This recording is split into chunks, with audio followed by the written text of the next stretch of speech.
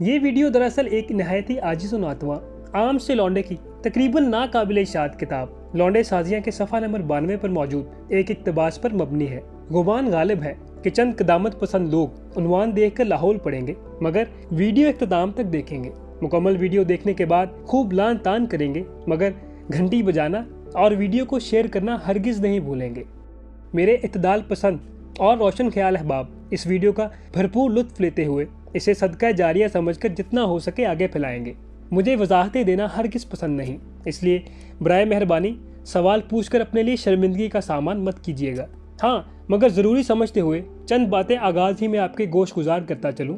किताब लौंडे साजियां के लिखारी का नाम और पता मैं नहीं बताऊंगा। किताब में दर्ज लौंडों का नाम और पता मैं नहीं बताऊंगा। किताब का मरकजी किरदार यानी लौंडे साजों का नाम और पता मैं नहीं बताऊंगा। हाँ, मगर ये बताता चलूँ कि हर लौंडे की आदत बल्कि हरकत सकनात कदरे मुश्तरक पाई गई हैं।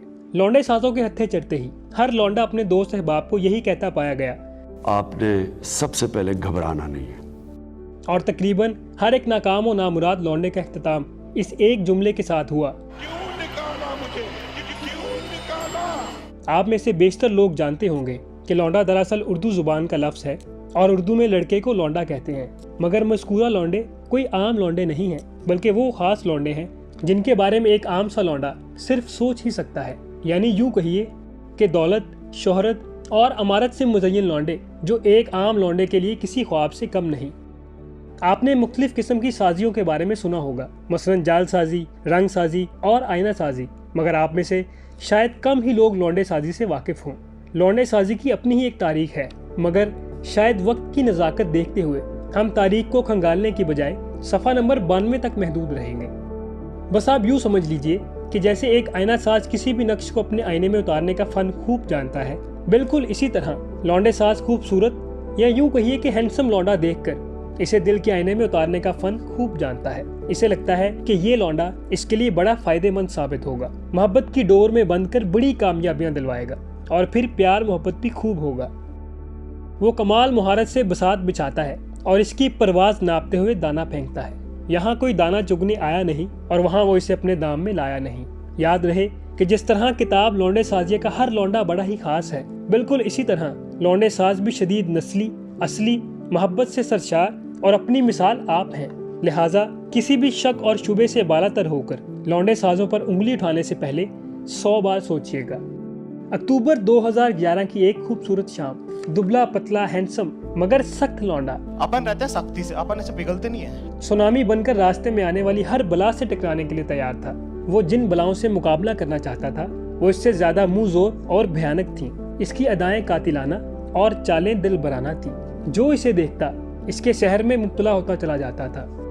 यानी वो कोई आम नहीं बल्कि एक खास लौंडा था। और ऐसे ही लौंडे साजों की कमजोरी हुआ करते हैं। लौंडे साज इसकी हर अदा को दूर से खड़े होकर बड़ी बारीक बीनी के साथ देख रहे थे। शायद इस इंतजार में थे कि कब बसात बिछाएं और फिर दाना डालें। मजबूती देख रहे हैं लौंडे की। मगर लौंडे मियाँ माजी के तमाम लौंडों से जरा मुख्तलिफ थे। वो तने तनहा लड़ना चाहते थे। वो समझते थे कि तौहीने जिंदगी है सहारों की जिंदगी, मगर साल की मेहनत के बावजूद कामयाबी दूर दिखाई दे रही थी। लौंडे साज किसी ऐसी घड़ी के इंतजार में थे कि जब परवाज हवा के थपेड़ों के बायस इनके रडार में आ जाए, क्योंकि माजी की चंद कोशिशें बराबर नहीं हो सकी थी। खैर, एक रोज वही लौंडा खुद लौंडे साजों के सहन में आ गिरा। कई सालों से मुंतजिर लौंडे साजों ने इसे उठाया, माथा चूमा, गले लगाया और खूब दाना डाला, यहाँ तक कि सख्त लौंडा पिघलकर मोम हो गया। ऐसे में बड़ा सख्त लौंडा हूं, लेकिन यार यहाँ में पिघल गया। बस लौंडे साजों ने अपना आजमूदा नुस्खा इस्तेमाल किया और लौंडे मियाँ जब मुकम्मल तौर पर दाम में आ गए तो उनके मन की मुराद पूरी करने के साथ साथ हमेशा की तरह अपनी मन्नतें भी मानी और फिर कुछ अरसे के लिए इसे खुला छोड़ दिया। डोर को ढील देकर हवाओं के रुख और लौंडे की उड़ान पर नजरें जमाए रखे। खैर, फिर क्या हुआ मैं नहीं बताऊंगा। हाँ, मगर अब लौंडे साजों का दिल इस लौंडे से भर चुका है। मगर लौंडा है कि हस्बे आदत जारह मजाजी में कभी कभी आंखें दिखाता है। मगर लौंडेबाज इसे माजी याद कराते हैं और बताते हैं कि मियाँ तुम हमारी मोम की गुड़िया हो जो जरा सी तपिश से पिघल भी सकती है। लिखारी लिखता है कि ये वो आखिरी सीन कि जब समझ जाना चाहिए कि अब नए लौंडे की बारी है।